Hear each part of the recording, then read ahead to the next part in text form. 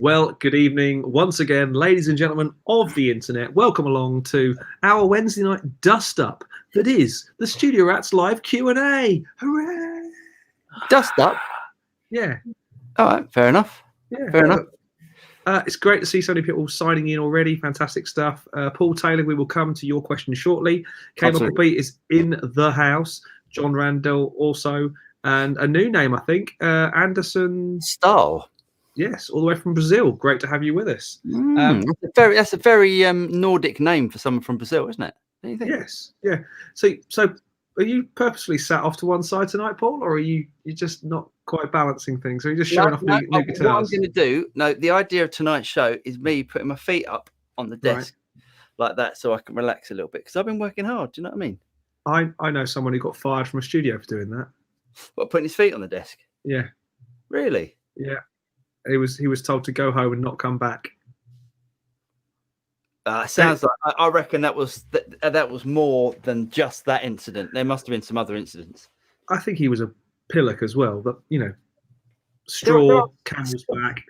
So many donuts that work that go into sort of bigger studios to what do you call it? Apprentice? What's the word? Intern. So many. Every time you go in a decent studio, there's always a dick. Always. And it's usually me, to be fair. Yeah. Thanks. Dave Stockton's in the house. Stephen James in the house all the way from Brisbane, Australia. He's not sure. Anderson, his style is still there, still smiling.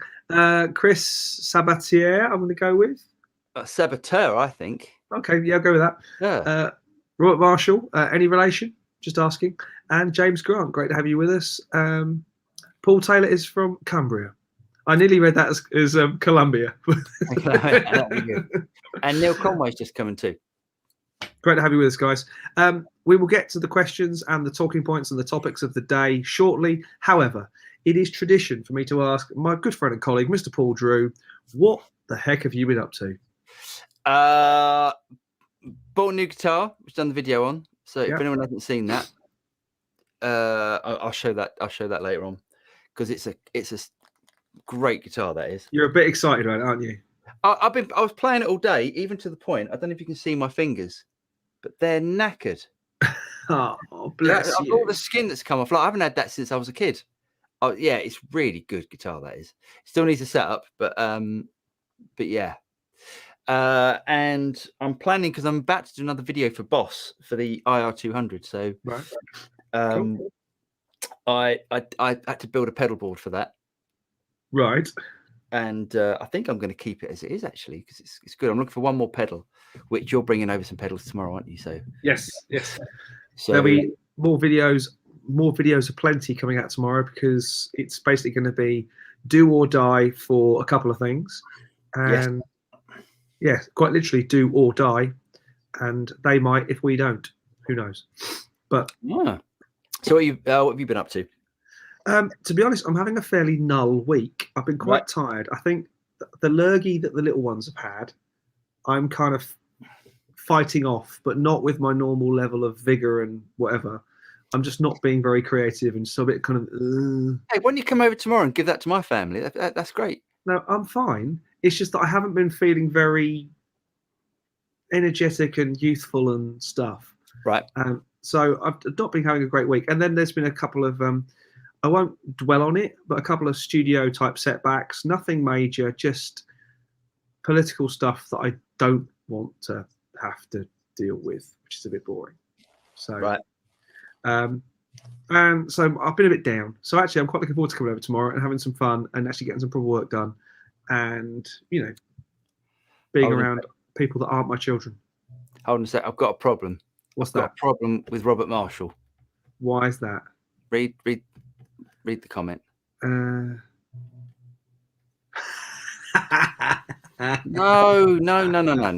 That's definitely not. No, definitely not. Shahar Bar gives a nice positive comment. You look like you don't look very good apparently. Thanks, mate. It's good to have the positivity coming back at me. I'm also quite concerned that why my cousin's in the room this evening. It is actually my cousin as well, which is all quite the bizarre. Ivies and all the Ivies are coming in. Is Brian a musician? No, he plays darts. Last time I checked. Okay, so you'll love this, Brian. You'll love this show. So a quick update on my family. We're a bit shit. We only ever see each other at deaths and marriages. That sounds about right, doesn't it, Brian? That's like most family. But I actually, what's funny is he's agreeing with me. Yeah, I don't. Yeah, so we're a bit rubbish like that. But it's good to have you in. Great. The more the merrier. Hell, the more the merrier. It's always good fun, and it's great to have everyone in. Should we dive in with our first question, which was actually placed well ahead of the show going live, which is kind of why we put the YouTube and the Facebook article out early. But it's a good idea. It's a good idea. If you want to get your question in early, please do. Post it early, and then we get to that first. So let's do what we can with this and see what we can mess up with it. Paul Taylor says, love the show. I'm fickle. Instead of a Marshall, picked up a Laney VC30 2x10 AC30 type circuit. Clean and drive channel. So loud to get to break up. Okay.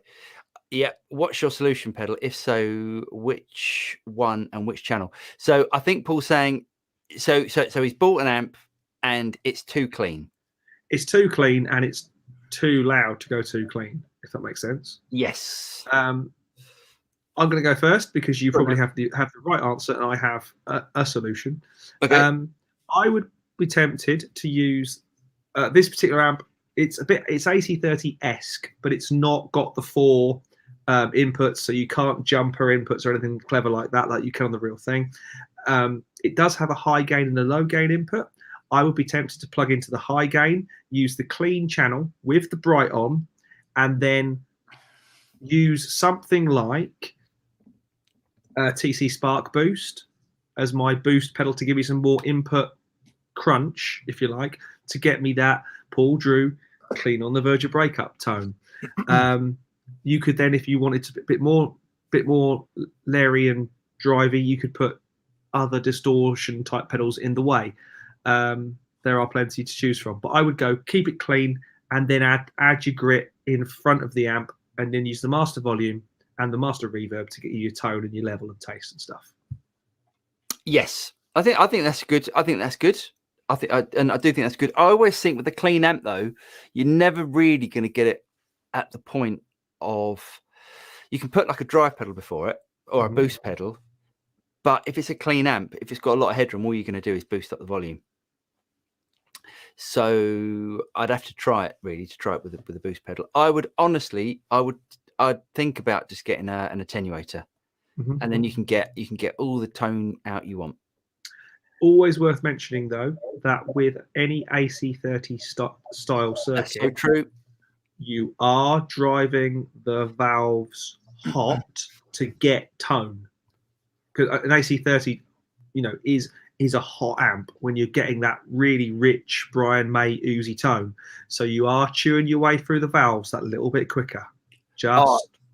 Without a doubt, EL34s. I keep blowing them. So that's why I don't have any EL34 amps. EL34 84. 84. 84s? No, 34 is Marshall. Right. 84.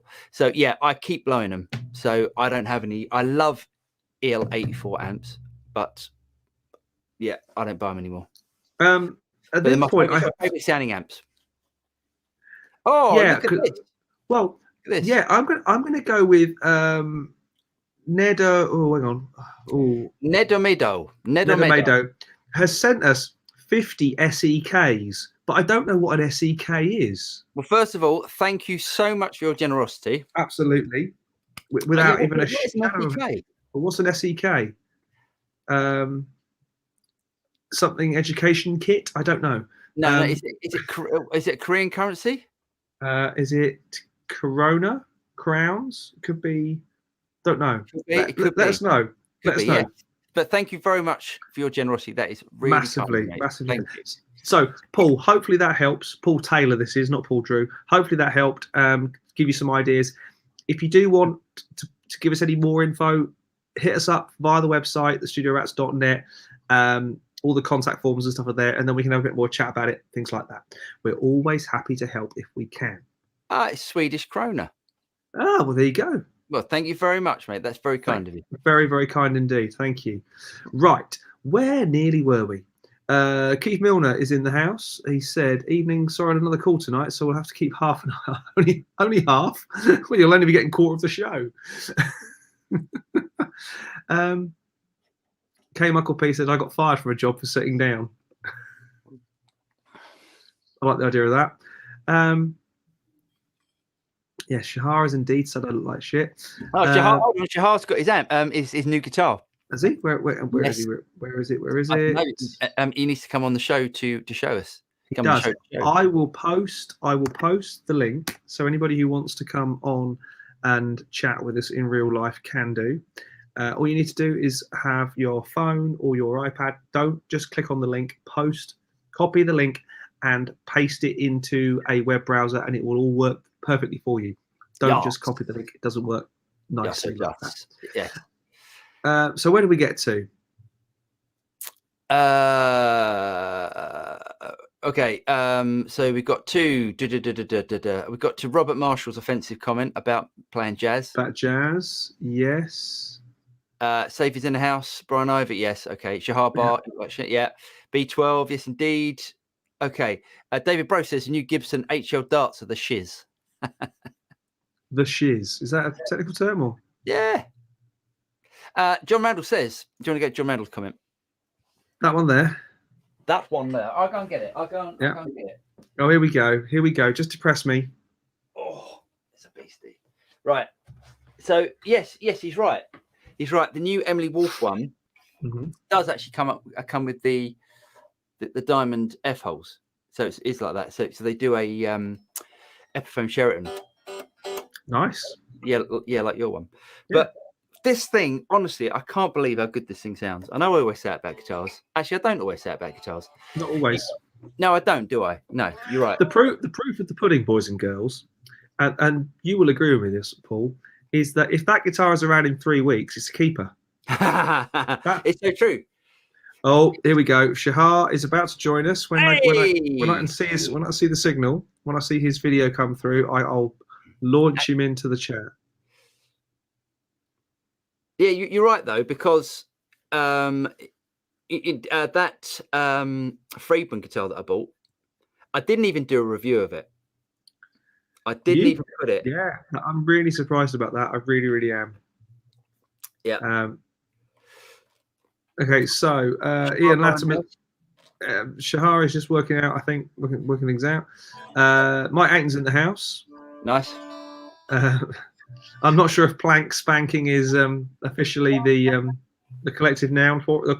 Plank spankers is the collective noun, but who knows? Excuse me. Okay, right. I think. Okay, Shahar, you nearly got there. You nearly got there. I saw you for a fraction of a second, and then your mic is muted as well. So if you can still hear us, go with it. Just while Shahar sorted himself out, Shahar actually says the torpedo captor. We're talking about the VC30. Yeah. Torpedo captor have a built-in attenuator. Nifty little things. Yeah. Captor X, really good. Do you know? I was shocked actually. Let me just go back to, because it was Paul, wasn't it? Paul Taylor. Yes. James and I had a look at the VC30 before we came on. We couldn't believe the price of them. There's a new one which is the 2x12. The older one, which is the 2x10, you can pick up for 150, 200 quid. Yeah, really good for a full valve amp. And Laney's are good. Well, this is the thing, isn't it? And we were saying this before we came on air, that there was always in the town where you might be from. Yeah, there was always the provincial music shop, which always had like a tune a day. And Bert Whedon's playing a day, and they always had Laney amps, didn't they? They never had Marshalls, because Marshall was always in the pro music shop in the town, wasn't it? But that's so true, because I don't know if it's the same now, but music shops used to have like a territory. Yeah. So if Marshall and Fender, say like Fender wanted to put their guitars in a music shop, if there were like 2 or 3 music shops in that city or town more like, the other ones couldn't stop that. Yeah. So that's why one shop had Marshall and one shop had Laney's, and Laney was always the poor cousin. But Laney's, they shouldn't be, because they're great. What's the Tony Iommi signature? Is that the what's it called? Amazing thing. I mean, it took 2 of us to lift the thing. Took 2 of us to lift the thing up. It was ridiculous. Loud as hell. How's Shahar doing? Not there. Okay. Let's move on then. Yeah. Let's go to. Oh, hold on a second. What? John Partridge has donated. Oh, John, sir. Sterling job. Thank you very much. Thanks, John. Thanks very much. I am seeing Paul tomorrow, so we will get to partake in a martini or an appletini or 2 or something. Exquisite. Okay. Do you want to? Should we go down while we're waiting for Shahar to sort himself out? Yeah. So we did John Randall's. Your guitar looks like the Emily Wolf signature. We did. We've done that one. Plank Spankers. Yes. Let me go down. Swedish Krona. A few macros. Was it that? Yeah. Mike Ayton, do that one. Yeah. Do that one. I loved Paul's wife in his video, Another New Guitar. It's so yeah. She came in. I mean, I was more sort of showing that she brings me tea. Mm-hmm. She's a good wife. And then it's the first time she's ever said, you bought another guitar. That's the first time I said it. And luckily I caught it on camera. Oh, genius. Utter genius. Ned says, my pleasure, and you call me Ned, which is short for Nedim. I can't change my nickname, lol. Nice one. Thanks, mate. Very kind. Oh, how do you pronounce that, James? Poiter? Yannicki, I reckon. I like that. Sorry if we butchered that. Hi, folks. Hope all is well. I would be interested in more Headrush MX5 content. This modeler is creating a lot of buzz, not literally, on online forum. MX5? Yeah. Can you bring it tomorrow? Do you want to borrow it? Yes, please. That'd be great. And then I can get some content done on that. Yeah. Yes. Poiter, excuse me if we butchered your name. I'll do some content next week. I would do content, but we'll do some tomorrow. We can do something tomorrow on it as well. Yeah, great. Let's do that. We'll have a load of fun shooting stuff and making lots of mess and stuff. Great, yes, yeah, because I do think the MX5 videos would do well. Yes. And to be fair, we've spoken a little bit to the guys at Headrush, and they are interested in working with us. So hey, if you lot prove that you like the Headrush MX5 content, it bodes well for us getting more work with them. So win-win. I don't think it's not allowed to say things like that. I think it's a good thing. Yes, absolutely. Yeah. Dave Minogue, sup, fellas? Good evening. Good evening, mate. And sorry, I'm nicking gin and tonic. Chris Sabater says, "Yeah, Shahar torpedo capture is really nice." Yeah, I think that's a really good choice. I think if you've got a valve amp and you want to get the most out of it, 30 watts is blisteringly loud. Yeah, even 30 watts is blisteringly loud. Get an attenuator, and then you get the full use out of the valve amp. Fantastic. James Grant, I've been watching Paul's videos on the Marshall 20 watt amps. I would love to hear your opinion of the 20 watt amps plugged straight in, no IRs or processing. Yeah, I mean, the thing is, this is just what we're talking about. If you want to get the most out of an amplifier, you need to crank it up. And my room here, even though I've got a fairly decent size room, it's too small to crank up an amp. It's too small to crank up an amp. So I'd need to attenuate it. If you don't mind me attenuating it and then just plugging into a speaker. I'll tell you what, James, we could do that tomorrow as well. Can we? Yeah. All right. So we're going to an attenuator. So and then mic up the cabinet. Yeah. And you can hear the amp. But there's no point in me plugging an SV20 in and then plugging that straight into a speaker, because I'm not going to get the most out of it. No. And I want you guys to hear how it's going to sound, not how it sounds at just half a watt. Exactly. It's pointless. I mean, that's the thing about studio amps generally, they're very low power because you can then crank them, get the valves utterly cooking, so the valves are working in the best, it's either the most efficient or the most inefficient way, but they then sound amazing. Yeah.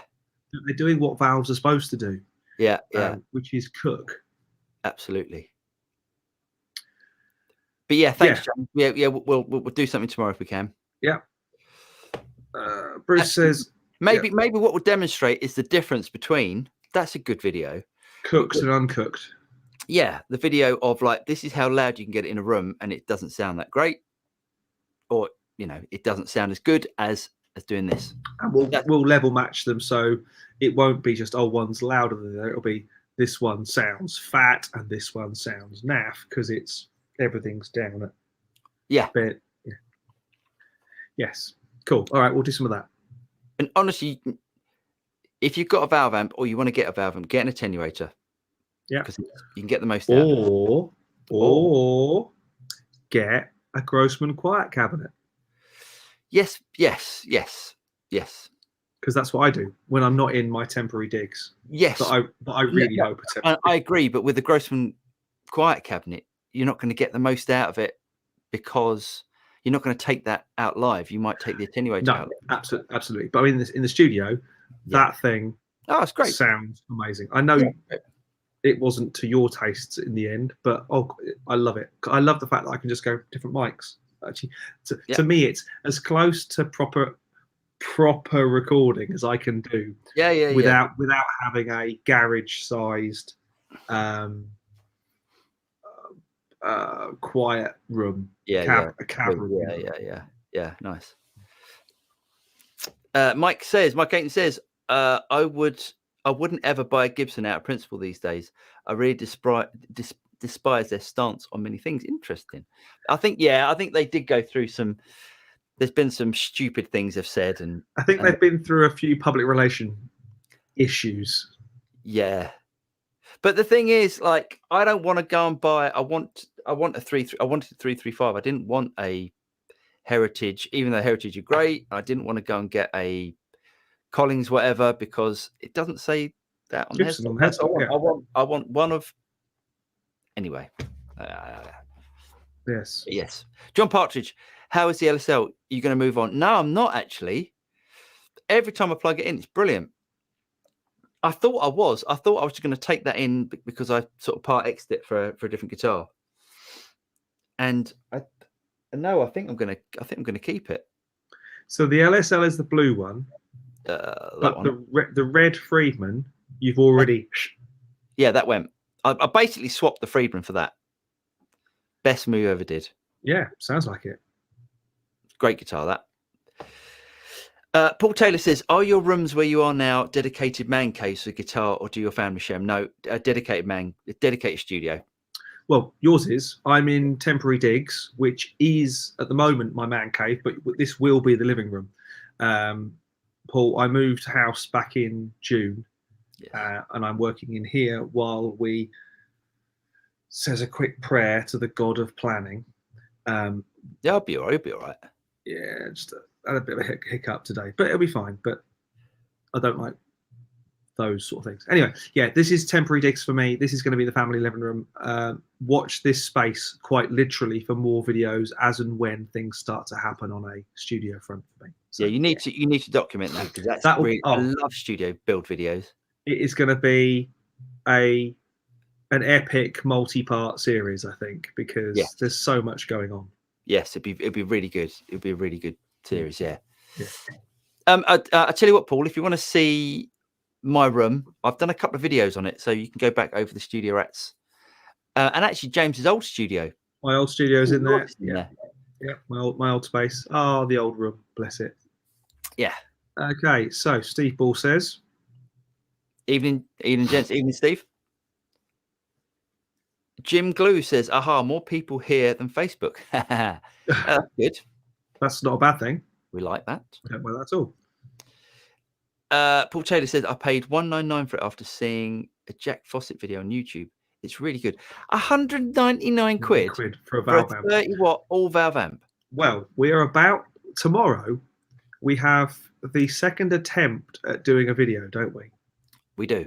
For a proper valve amp for 300 quid, a new one. I won't say any more, but I have the replacement for the one that we didn't think was as it should be, and yeah.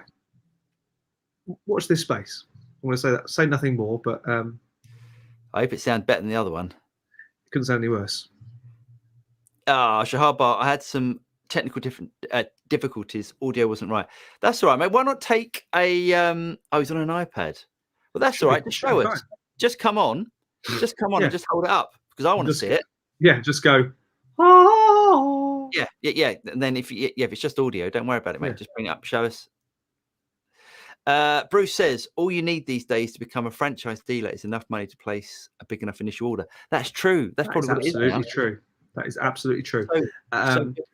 Especially with Fender, their ordering is you have to have 5 of a model at a time. Do you with Fender? Unless it's custom shop, right? Because obviously, there probably aren't 5 of them. But if you want generic Fender stock, you order 5 at a time. That's the minimum order. I know drum shops. It was like going back 20 years ago. It was like 50 grand was minimum order. What small music shop can put those sort of numbers down? Yeah, I mean they have to go for like sometimes brands did sale or return, didn't they? And if it was a brand that wanted a little bit of profile, I remember some guitar brands that used to come into the guitar shop I used to work in, and like you never hear of them again, and they were quite good. Some good guitars. What was the one that everyone used to Dean was the one that everyone used to rave about? Oh, I think Dean is still going. Yeah, Dean are the ones that Gibson we're gonna sue. Apparently. So yes. Who knows? Yeah. Sold 3 to get 2. Exactly. That's all you need to say. That's all you need to say to the wives now. Safety says, learn today Laney amps, Partridge transformers were designed by Rupert Neve. Yes, they were, weren't they? The initial, I'm not sure all of the, I think the old Laney amps were. I'm not sure they still use those transformers. Interesting though. Yeah. They weigh. The one thing I'll say about Laney's is they weigh a ton. Yeah. Hey, that's worth getting. I think if you can pick up one of those VC30s for 200 notes. They do a head as well, head only as well. Do they? Yeah. They do a head. I'll pick up a head. I'll get a head. Okay, we'll do that. Hey guys, any thoughts on the orange Supercrush 100 head? Sounded good via the videos. I've seen it at a reasonable price. Like to see you guys review one. I would love to review one.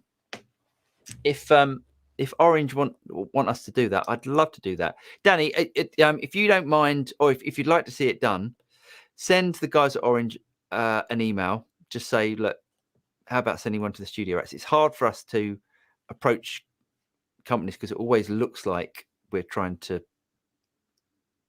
get work out of them.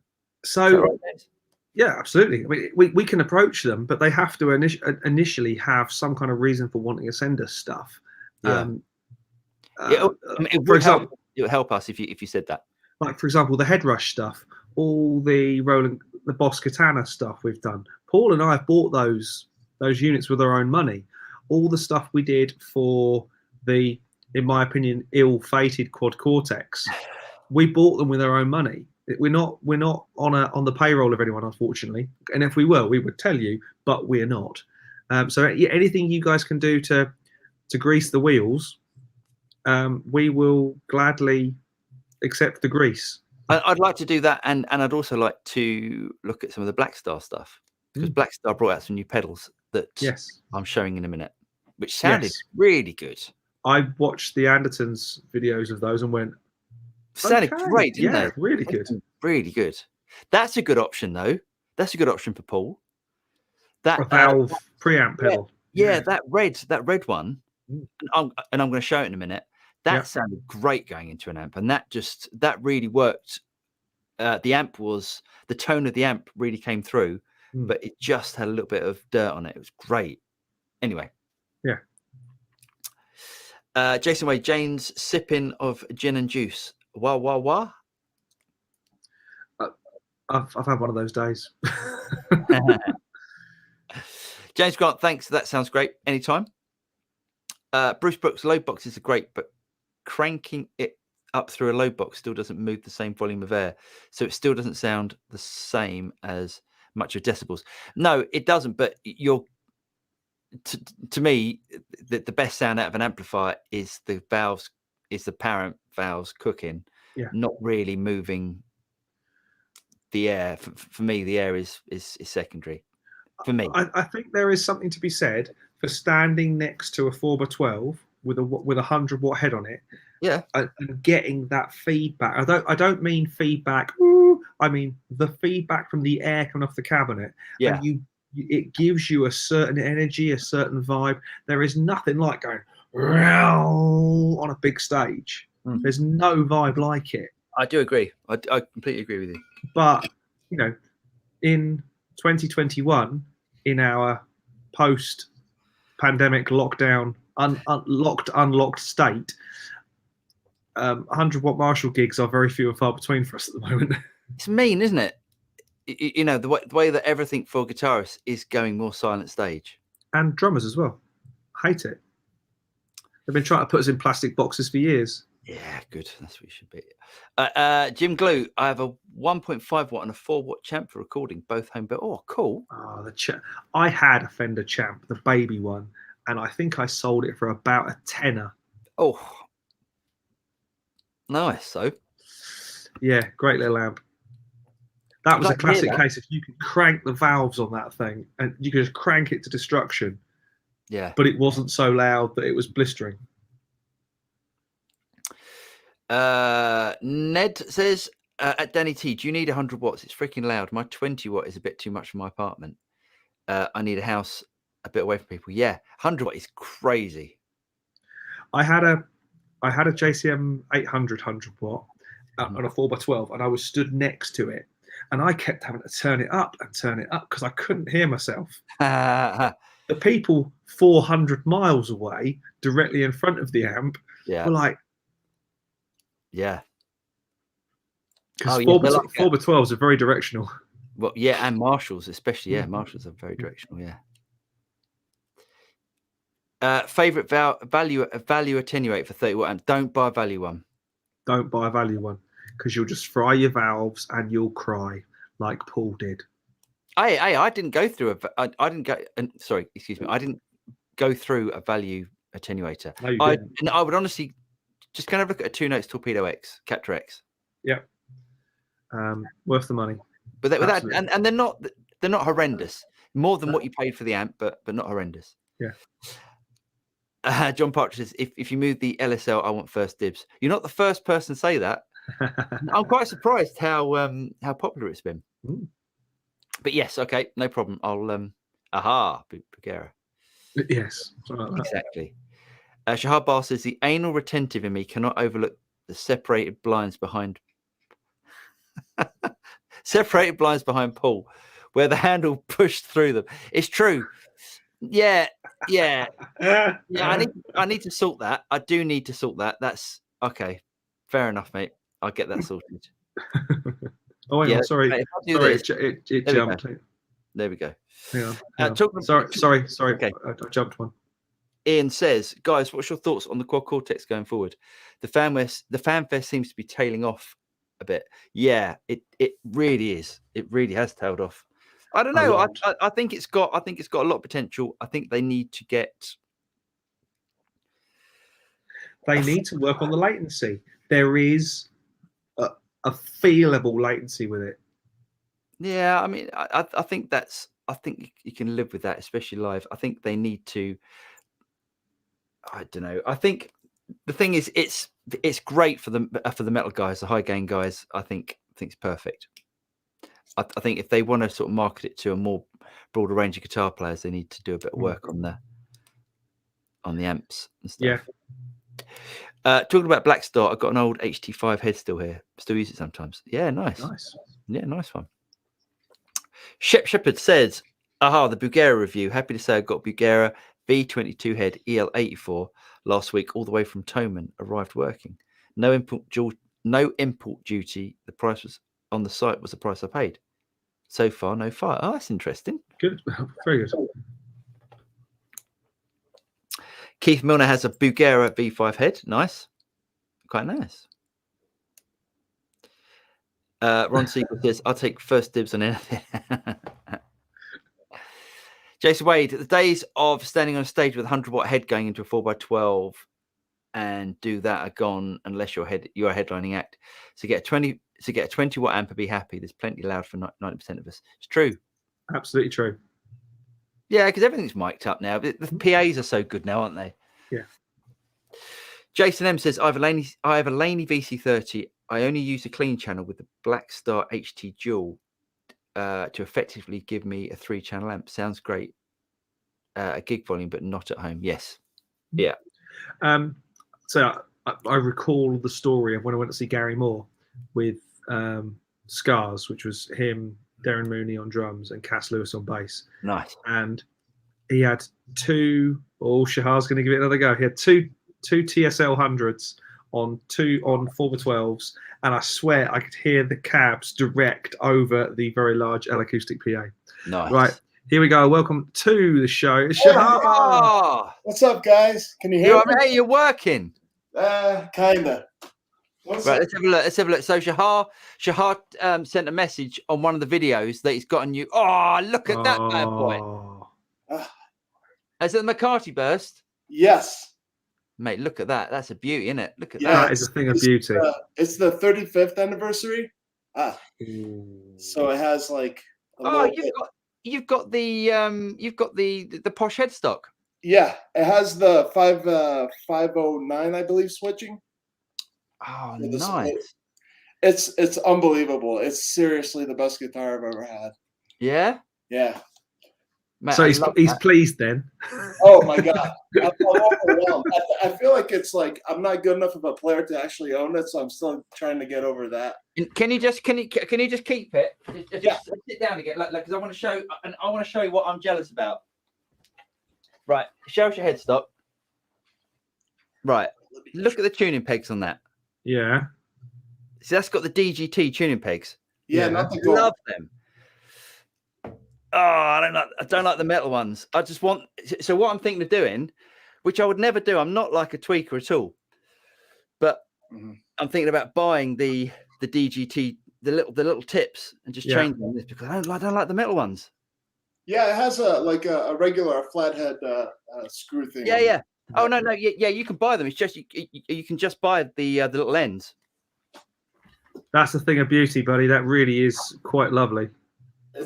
I may sell. This was the one that I had before my other number one, my custom. Oh, how old's that? How old's that? That's about 15 years old now. Is that all it is? That looks like an 80s one. That's great, isn't it? Yeah. It's really, really, really thick and heavy, though. I mean, see, and I honestly think that you Americans, you get, and I think all the best stuff stays there, and they send us. There's so much great stuff like Gibson. Hang on. They kept Trump. Yeah, never. But it's like the new thing that Gibson's doing. What's it called? The mod collection or something like that. They call it. It's basically they've got a factory now which takes in like all the damaged stock, and they basically redo it, and they do it in like a custom spec. Right. And if you don't get them over here, and they're so good. Yeah. But I had to wait 13 months for this thing. I mean, it took a long time to get it. I mean, they're really, really backed up, the factory. Was it worth the wait? Oh, completely. Oh, yeah. 9 days. I was afraid like I was going to break my arm or break a finger or something like that before it arrived. Now that I'm actually healthy enough to play it, I'm really, really, really excited about it. Awesome. Nice one. Okay. Yeah, very jealous. I'd like to play that. That looks proper good. Whereabouts? You guys. Whereabouts in the States are you? I'm in Denver, Colorado. Okay. So do you ever make it over to California or Nashville for the Namm shows? No, I haven't yet. That's on my to-do list. Well, so I think we're already kind of plotting to be at the Namm show in Anaheim in June. So if there's a way we can do a big Studio Rats Wednesday night meetup thing, That would be so funny to I would broadcast love it. playing with you guys. Yeah, To that'd be broadcast it from a pub somewhere and have everyone in the room at the same time, but also have everyone online around the world. That would be very cool. Love that. Love that. And I've got to ask, where's the name Shahar from? I'm Israeli. I'm from Israel. Right, of course. But I've been here most of my life, so I'm fully Americanized by now. Nice one. Very cool. Yeah, very, nice. very cool. Yeah, very jealous of that guitar. It's a beauty. What's the other guitars that are surrounding you? I have. We've got you. This is my first good guitar, and Ibanez RG from like the early '90s. Nice. Yeah. And the other ones are kind of traditional. I have. It's a comfy looking seat. Look how comfy that seat looks. That's a gamer's chair, that isn't it? Is it? Yeah. American Standard Strat. Nice. Nice. And Tele, of course. Oh, is that a standard? What's that? Is that a standard? American Standard, yeah. Nice. Yes. But the only thing that kind of bugs me about it, I think this has. Oh no, this doesn't. This has that switching on the volume knob. It's a with the little S1 switch. Yeah, I don't really like that much. I think it's kind of useless. I think the 5 tones that I can get with the selector are plenty good. I don't really see the use for it, but I don't know. I guess some people are into it. I think they stopped doing it too. No, they do it now in the Ultras, in the Ultra series, but it does something different now. So whatever happens when you push in the S1 switch now, it activates the neck pickup. So if you're on the bridge pickup, you can push in the S1 switch, and then you get like a tone that you don't normally get, which is quite a nice tone. Yeah, nice one, mate. Thanks, man. Wicked. Yeah, cheers, mate. Thanks for coming on. Thank you, guys. Nice to see you. Yeah, you Take too. care, man. Well, there we go. We haven't had a guest on for like a pop-in guest for a while, have we? No, it's nice. What a nice guitar. What a great guitar. Yummy. Nice. Yeah, nice. Right, okay, I'm trying to find where we got to. So we had Jason M. Okay, I think we're there. That's where I think we are. Chris Septa says, I'm seriously considering the Blackstar HT20 Mark II. The button that makes it a 2-watt is a great feature. Yeah. I think there's quite a lot of amps coming out now that you can really attenuate down. Yeah. I think amp manufacturers are really, I think the sales are getting hit because people are buying Cortexes, Kempers, blah, blah, blah, GT1000s, that sort of stuff, Line 6. And because people want silent stage or they want lower volume and they want the great tones, but don't want to drive it. Boss Katana or Blackstar Silverline. I've never tried the Blackstar Silverline Island Sounds, but the Katana's great. So, hey, I'm doing which reminds me, I'm definitely doing Friday 5 p.m. BST. I'm doing the live Katana show. Cool. So I'm going to be dialing in like Katana tones and doing that sort of stuff. Very cool. Mine is currently the back of the car because I'm doing the first rock school back for 2 years next week. Nice. And the whole point of me buying a Katana was to actually be able to do these rock schools. Nice, and not have to take a 100-watt Marshall with me.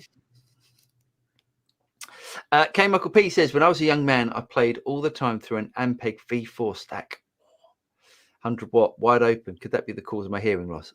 Pardon? What? It could be. Wow. That's loud. Gosh, yeah. Chris says, Nedomido, that sounds cool. I do like Blackstar gear. Looking forward to hearing those new Blackstar pedals. Yeah. Have a look at the, not now, but have a look at the Andersons video. I think they did a really good job. Jason Wade, super nice. There's lots of nice comments about Shahar's new PRS. Yes. Ned says, Chris, yeah, the new pedals, they seem to have done something really special with them. Yeah, we should get hold of Blackstar. We should try to do that. We should. As well. I know Jay at Blackstar. I should hit him up. Yeah. Great. Yes, that'd be great. I think he's still there. I think. Nice. Demo shop. That's it. The Gibson demo shop. Yes. Brilliant. It's such a shame we don't get. Great them. idea. Yeah. And now that Trump's gone, everyone wants him back. Oh, do people want Trump back? Not sure everybody wants him back, but DMAC says, curious how Black Star HT series compares to the Marshall DSLs. To be honest, I mean, I would always remember. Hang on, sorry, I'm. Yeah, you should get one. Yeah, I always remember at music shows, Black Star would turn up with, pallets and pallets and pallets of amps, and they would go home without them because they were selling bucket loads on the show. Yeah. Now, Marshall, I know it used to be like that, but because Black Star are so competitively priced, and that's not a nice way of saying cheap amps because they're not cheap. No. But you get a lot of bang for your buck with a Black Star. Yes, you do. Yeah. The artisan series I really liked because they're not all balls to the wall game. Look, I mean, if it's good enough for Jared James Nichols, but then he's an endorsee there, they're obviously, sorting him out for that. But I mean, he gets a great tone. I mean, but again, it's tone in the fingers. Yeah, totally. You guys ever play Sir? Do you know what? I've just sold 3 Sirs, Ron. So yes, Sir, really good guitars. Really, really good guitars. You love jumping on quick on a question. I do. Sorry. Right, it's all right. So yes, Sirs are really, really good. I find them a little bit soulless, if you can say that about a guitar. But they sound fantastic. They play flawlessly. Is that what it is with you and me? And should we call them proper Fenders and proper Gibsons? That you feel like you're getting some kind of the magic and the mystique of those guitars, and the fact they've been played by all our heroes. Is that what it is? Is that what it is? Is it? We're not guitar snobs. We're searching for mystique. That thing that you can't quite say what it is. No, I don't think so. I think the thing about a Sir, it plays flawlessly. Pick up, it just plays flawlessly. While I like to fight something a little bit. Yeah. I mean, I like the same. Yeah, just want to. I don't like an action that's too easy. I'm not one of these kind of guys. I want to be able to dig in and screw my face up and it hurt a little bit. Yeah. Ned says, DMAC, they have a knob ISF that takes you from American sound to a British sounding amp. They're crazy versatile with connections too, and they sound all right. The only thing about that is, really the difference between an American amp and a British amp is, I mean, I know it's like it's more than just the power amp valves, but unless they're changing they've got unless if they're just putting an EQ cut in or an EQ boost in, that's not changing it from an American sound to an English sound. All that's doing is putting an EQ shape in, and that's cheating. And there are plenty of amps, PV, that have been doing that for years. Yeah. But I love the idea of, like, when someone says, right, we're going to have a clean channel and that's Fender, and then you stamp on a pedal, and then that becomes the distortion section from a Marshall. Yeah. But that amp would be this big, just the amp head on its own, and would be a 2-man lift. Yeah. Yeah. Yeah. I like. There's a reason Eric Johnson has a pair of twins and a pair of Marshalls. Same with Joe Bonamassa. I mean, it's that they have the amps. The amps they're set up to do different things as opposed to a bunch of pedals doing different things. They're getting the most out of those amps, cranking them. Yeah. Shahar says, thanks for having me on. Love you guys. My birthday is end of June. Namm would not be a bad way to spend it. Yeah, that'd be great. Let's do that. Definitely. I bet Shahar will be a bit of a laugh, actually. David says, I think Black Star did great with their new Department 10 pedal. I'd imagine they're going to redesign the HT series with similar technology. That would be great. Yeah, should we do it's almost like Stephen, there you go. Thanks, Stephen. There we go. Right. So there's a couple of shall I save my favorite till last? Yes. Okay. So that's going last. Let me do my. Here we go. Right, say when. Now, Here we go then. It's an interesting one, isn't it? This. yeah, I mean, I don't know. The thing about Joe Bonamassa is that I mean, I love him as a guitar player. I think he's absolutely amazing. And but he does love an endorsement, doesn't he? He does love releasing stuff. He's all about the business for me. He's a bit. If very soon we're going to see Joe Bonamassa cat food and budgie. Yeah, it's true. It's true. We could see that. We could actually see that. But I mean, you know, it is fair enough. You know, he's got some amazing guitars. I mean, he's got hundreds of amazing guitars, and you know, why not? Why not release a Lazarus, which is 1959 Les Paul standard? But again, it's an Epiphone. But it doesn't look like it, does it? No, it looks great. It looks really good. The only thing to me that lets Epiphone down is the headstock. It really is. No. But they've changed it now, haven't they? Have they? Has this got a Gibson style headstock on it? Yes, I think so. I think it has, which I completely agree with you, James. Yeah. Let me see. But still, not an inexpensive guitar. Oh no, you're right, mate. You're right. Look, you're right. Yeah. Yes, the old headstock. Yeah. No. It just looks. It's the top of the headstock looks too small. It doesn't do that enough. Yes. I think. Yeah, I agree. Whereas, I mean, I'm sure that's a beautiful guitar and it will sound great. And we're going to shoot a video tomorrow with a couple of Epiphones versus your 335. Yeah. And you know, there's going to be moments where you go, "Is this worth?" Yes. £2,000 more. Yes. I'll be interested to test mine because mine's a 30-year-old one now. Probably, yeah, definitely 30 years old. So that'll be interesting. Yeah. So yeah, I mean, I think it's great. I just think he does release quite a bit of stuff, doesn't he? I mean, he's even done it with Fender as well. He recently did his I've forgotten what he calls his Nocaster. Which is interesting that they'll even consider doing it so quickly. Well, it's Joe Bonamassa, though, isn't he? So yeah, he's the new guitar hero. Harley Benton have ripped off another design, but you know they look quite good. Yeah, I quite like I like the purple one, but hey, I would.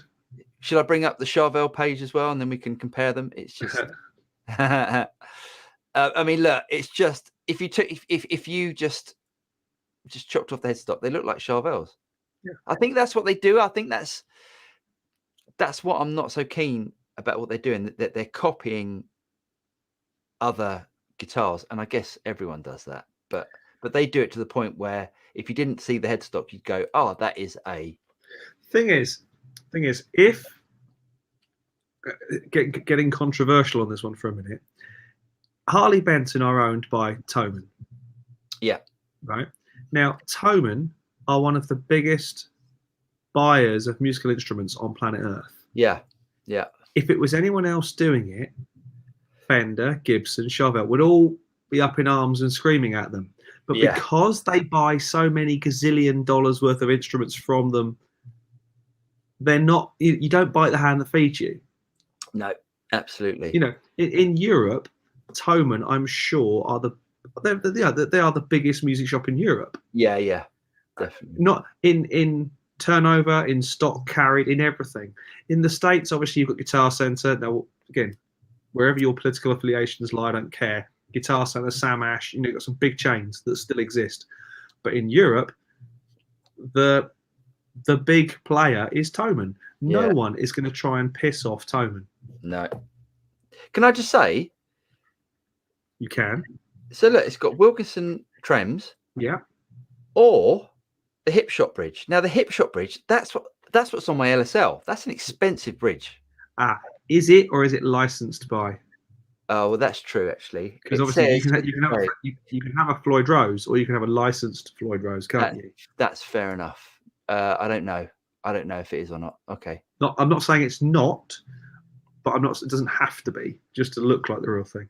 Right. Yeah. I should make this bigger. Yeah, but you know they do look good. They're great.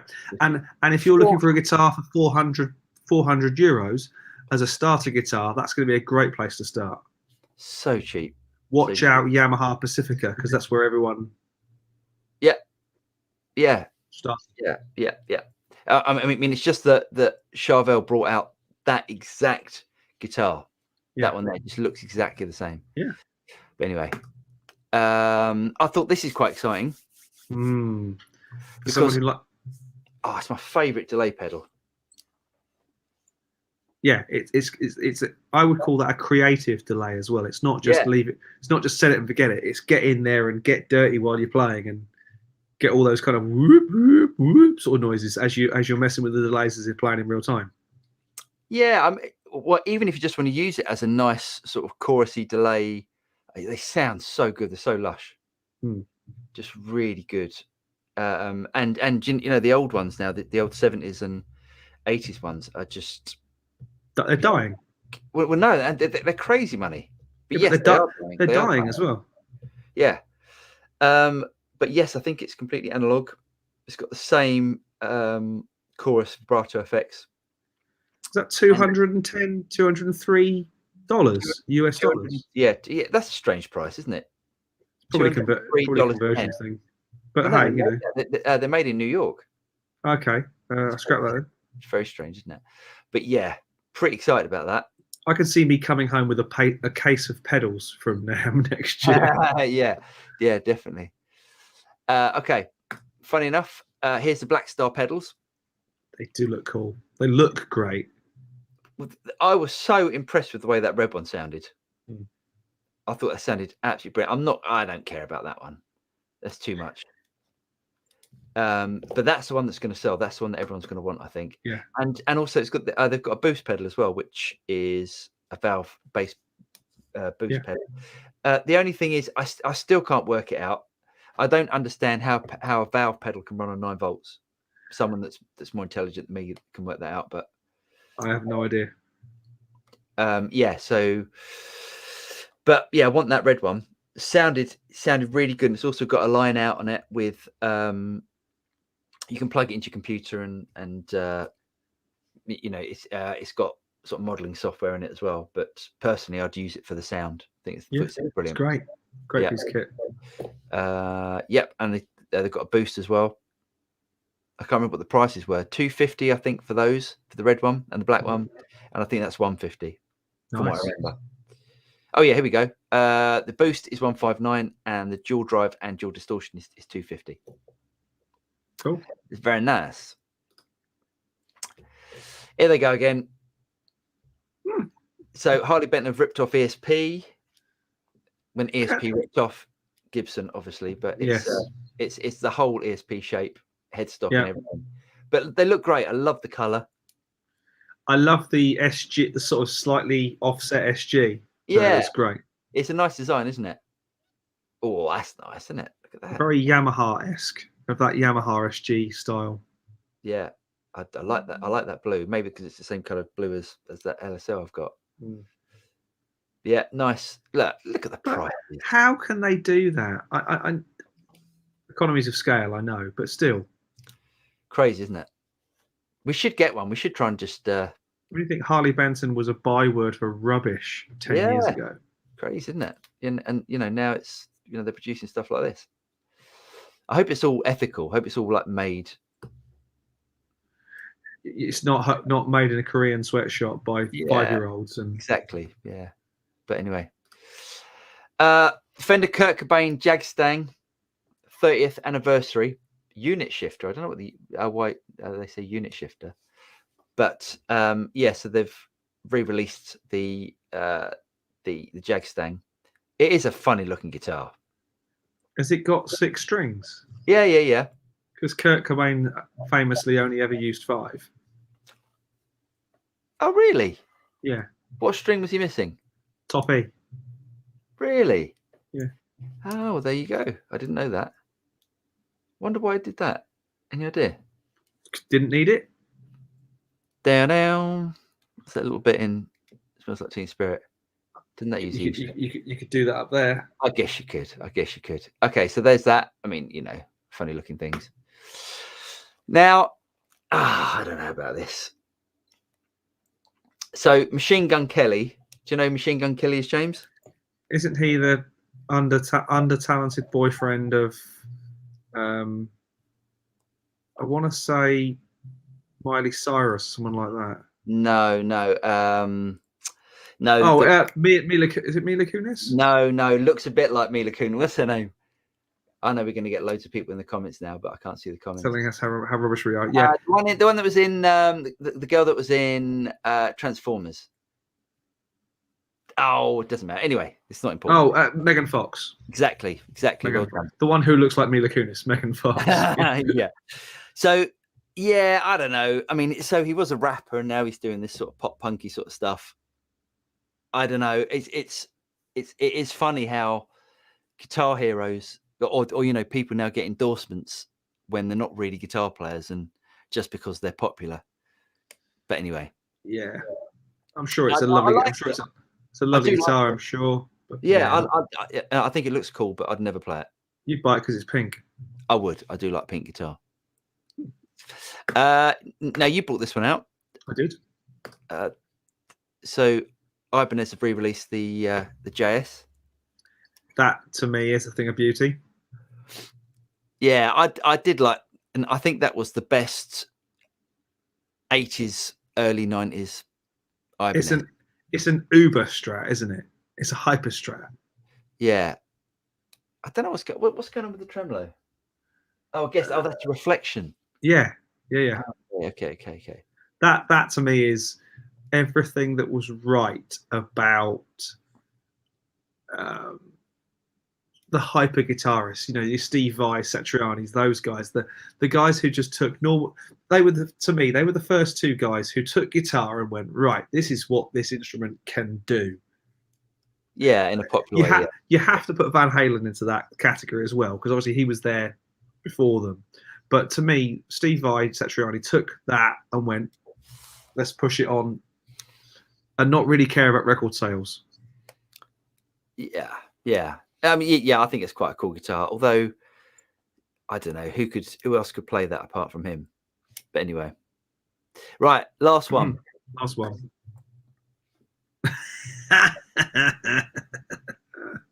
Batio, what are you doing?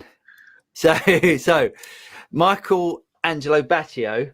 If you don't know who he is, he's the guy that basically plays like that. He plays like that. He basically plays two guitars. Can I just say he's the only person that does it, apart from, I know Steve Vai used to do it, but he's the only person that does it. Although they think that it's worth releasing, a run of these guitars because other people are going to do it. Who's going to do this? But it's not like he's just a newcomer on YouTube. He's been around for like 30 odd years. Yeah, I agree. So anyway, the interesting thing about these is it comes apart. So maybe it's like if you've got a left-handed mate, you could just buy this and then he gets a left-handed one, you get the right-handed one. No, I've worked it out. Go on. That's just so you can put them bum to tail effectively and not have a case that's this big. It's so the case can be a normal size. Yes, that's probably what it is. And fit it in a normal car. Whereas as opposed to if they put bum to bum, the case is going to be about 6 foot long. It's just I don't know. I mean, the guy's obviously an incredibly talented guitar player, but I'm glad you said that, not musician. Yeah, I don't get that at all. But anyway, if it's showmanship, I've seen him a couple of times at music shows and gone, stood up. That's incredible. Would I listen to it for more than 10 minutes? Probably not.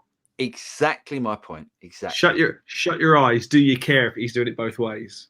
Yeah, no, I don't care. But a talented guy. Anyway, that's me done. Wow. Done. There we go. We out. Done. You have been. Right, let's get back into this. David Bro says, after last week, I bought a second katana, but I bought the white one. Oh, they do a white one? Yeah. No one wants Trump back, any racists. Anywho, a white katana. Let's not get too political on here. No. Oh, a white katana, that's cool, isn't it? I didn't know they released that. I've got a head coming. I've got the 100-watt Mark II head coming. Ooh. So I wonder if that's going to be in white. Ooh, I'd like that. Island sounds from your videos on the Katana. It is always a direct recorded sound, or do you ever record the room sound? I do record the room sound. Mainly, they are direct sound because it sounds so good, and it's a way of me being able to record the guitar and explain what's going on without a speaker blaring. Hans Nordemir.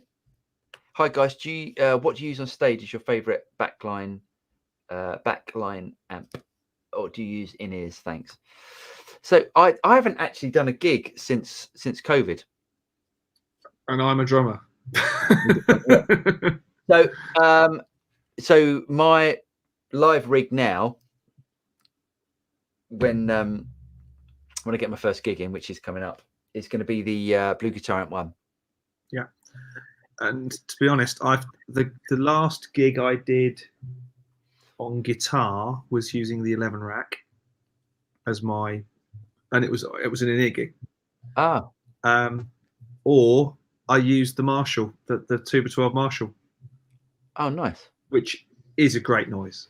I mean, you've got to lean it back and point it up at you so you can hear yourself and not kill everyone in the first 5 rows. Yeah. But my God, it sounds good. It really does. Next one. Right, next one. Sorry. Yes. Shahar says, I bought the $4,000 PRS, not expecting much, but the second I held a note and sustained into feedback, instant goosebumps. Yeah, nice one. The quality of their workmanship is outstanding. PRS, yep. Like it gets checked every time. So at every department, they have to sign the guitar. So there's no room for if something's wrong, they know exactly who made it wrong. That's why they're all just perfect. Mm-hmm. So good. Yeah. Danny T, you guys need to review the new line of mini heads from Friedman, Bogner and Diesel. I have the Bogner and it's great. Oh, excellent.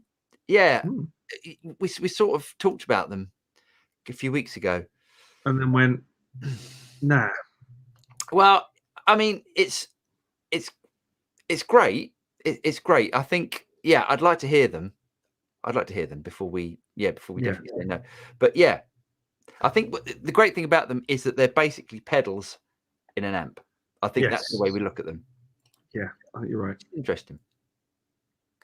SD, I used to use headphones when playing at home, and with no live shows in the last 2 years, I feel like all of my amps and pedals are a waste, as I could just use software on my PC and get the same sound. Sad. If you can get the same sound out of your PC and software as you can out of pedals, then you need to do some tutorials on it, because I can't. I wish I could. I cannot get the same energy and the same reaction out of software. Yeah, I agree with James on that. I think a lot of people are going that way, and a lot of guitarists are using things like the neural DSP, software stuff, and it's good. It is really good. I find the only way I can get that stuff to work is if I record with a real amp in the room and I split the signal. That way, I'm playing off a real amp. Yeah. And then I effectively reamp, but I'm not reamping. I'm just messing around with the clean signal that I recorded. Right. But I'm playing there and then off a real amp. And it's like, I might as well stick a mic in front of it. Yeah. I get options, keep my options open, but 9 times out of 10, I just go, nah, it sounds fine. Well, do you know that? Go back to SD if you don't mind. Mm-hmm. I think the thing that's good is, with software is that it's accessible for everybody, isn't it? Yeah. So as opposed to, like someone starting, and I'm not saying SD, you're a beginner at all, but someone that's starting, as opposed to going to buy the Stag 5-watt, awful sounding amplifier that the Sun Mustang 15 watt, that thing. That sort of thing. You can plug, you can buy a cheap interface, plug into your computer, and get an amazing sound out of it. Yeah. Well, how much is a Volt? One of the new UA interfaces. How much is the cheap one of those? Not a lot, was it? No, it's not. But you can go even cheaper than that, can't you? Yeah. Jim Glue says, I'm with you. I'm with you on the action thing. Some guitars you just don't connect with. My main one now is an American G&L, a SAT. Nice.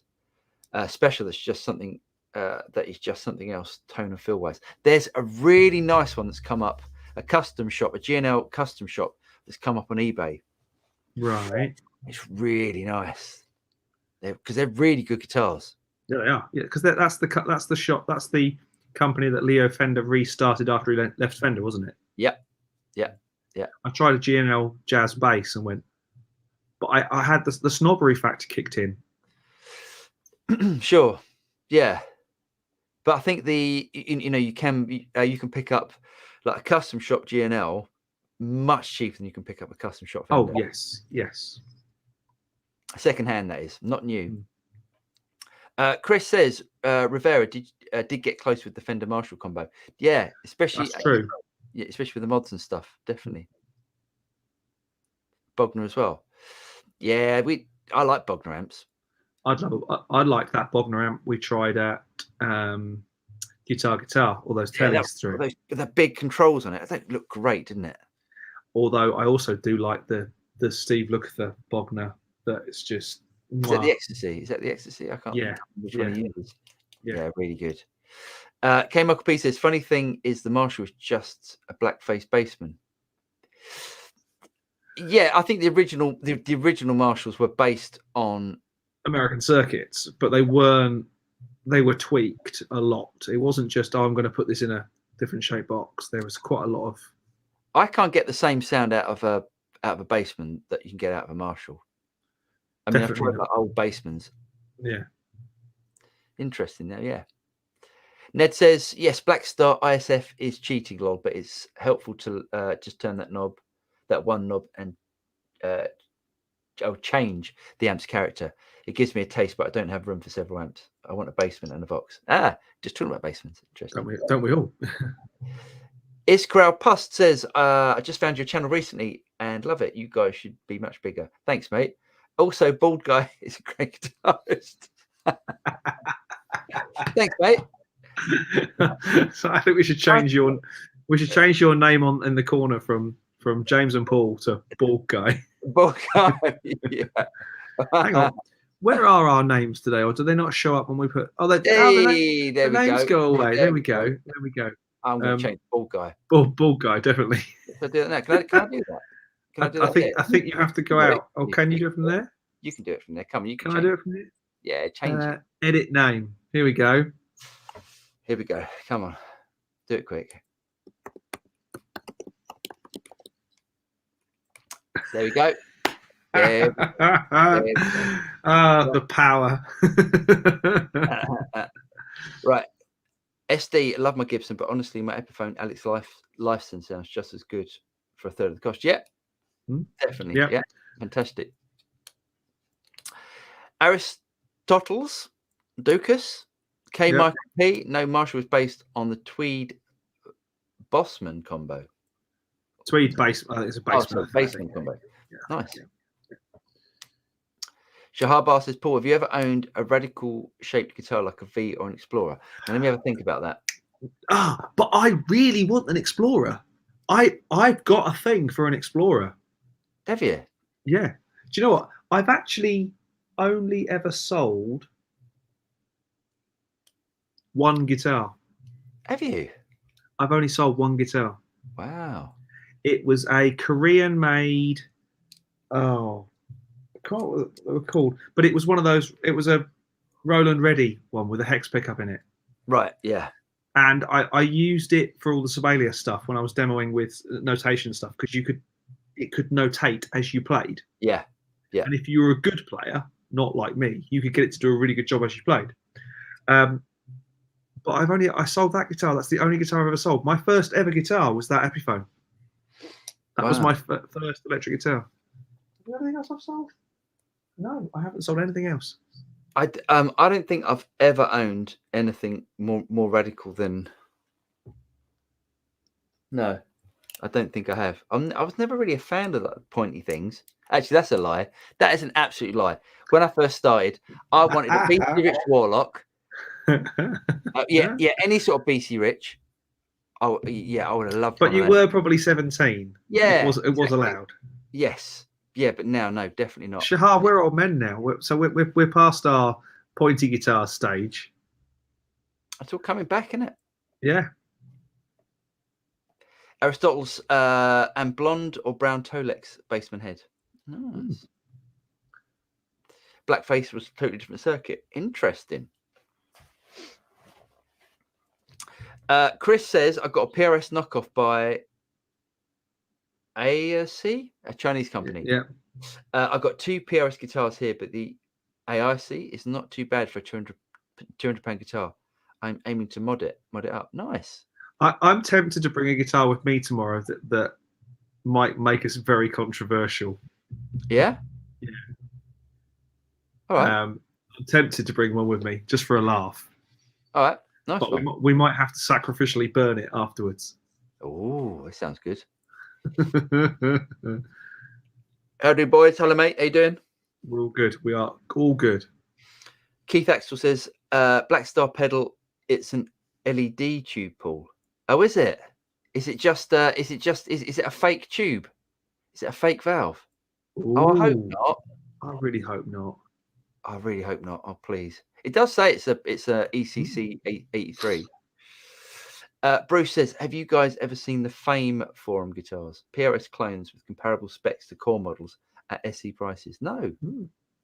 I haven't, but I've heard of the name, but yeah. I will check them out. Chris Kunish says, Machine Gun Kelly made a mistake of challenging Eminem and got bounced to another genre so he can sing in auto-tune. Yeah. And I don't know what the beef was about that. That's interesting. I'll have to look up, see what happened. Yeah. I'll try and stay out of sort of pop politics and stuff. Yeah, it's a bit rubbish and pointless. But I will look at it. SD says, Keith Richards also uses 5 strings on some of his tellies. Said the low E gets in his way more than it helps. But yeah, I guess with the guitar, think about the low E. I could probably do without it, but it's a lot of that range can be covered by a bass. So maybe maybe that's where he does it. Ned says, Chris Kunish lol, I like that one. David Brose, if they made the old Heart double neck, I'm in. Yeah. Actually, that was a triple neck, wasn't it? Triple neck. Yeah. You had a 12-string. Was it 12-string and a 6-string, and then another 6-string this side? Yes, it was. What was the one as well? Someone did a guitar you could turn. That was for a ZZ Top video, wasn't it? Maybe it was ZZ Top. Maybe that's what it was. Yeah. Maybe that's what it was. Yeah, I mean, Steve, but Steve Vai did it. But he said, because actually, funny enough, I was watching that interview the other day, where he actually said all he did was tuned open chords on them, so he could noodle over the top. It wasn't like he was doing the whole Michelangelo thing. It's just a bit showing off, isn't it? That double neck stuff. But when you shut your eyes, who gives a monkeys anyway? Yeah, it's almost like it's pointless. Anyway, but a talented guy. Shahar says Michelangelo need to run with that bum to bum guitar brand. Michael P, these double guitarists are just knockoffs of Stanley Jordan. It's a good point. Stanley Jordan do that? No, but he had one guitar on 2 guitars on different stands, wasn't it? So he could basically play them with his fingers, a bit like Jeff Healey, a bit like that, but not quite. Right. Oh, awesome. Jeff Healey's playing. Oh, wow. Unbelievable. That's a name you don't hear. I mean, I know he died, but that's a name that he never makes it into proper guitar hero circles, does he? Yeah. He should be. Totally should have done. And play like that and be blind. It's amazing. Oh, do you remember Roadhouse, the Patrick Swayze movie? Yeah, that's where I found out about him. Yeah. Was that the Cage? He was playing in the Cage. Yeah. Yeah, really good. Yeah, amazing. John Waller says, I love my Black Star CV30 with the ISF knob. It does a great job for me. It's brilliant. I think that's great if it's like an EQ. Yeah. A tweak. Yeah. Absolutely. Jonathan McCulloch says, I remember seeing Stanley Jordan on the Tube playing Eleanor Rigby. Outstanding. Awesome. one of my first Namm shows, because everyone remembers Stanley Jordan in his big shoulder pad suit days. You know, when he was a full-on jazzer. Right. And I remember seeing this guy playing. I think it was on the Presonus booth at Namm, 10 years ago.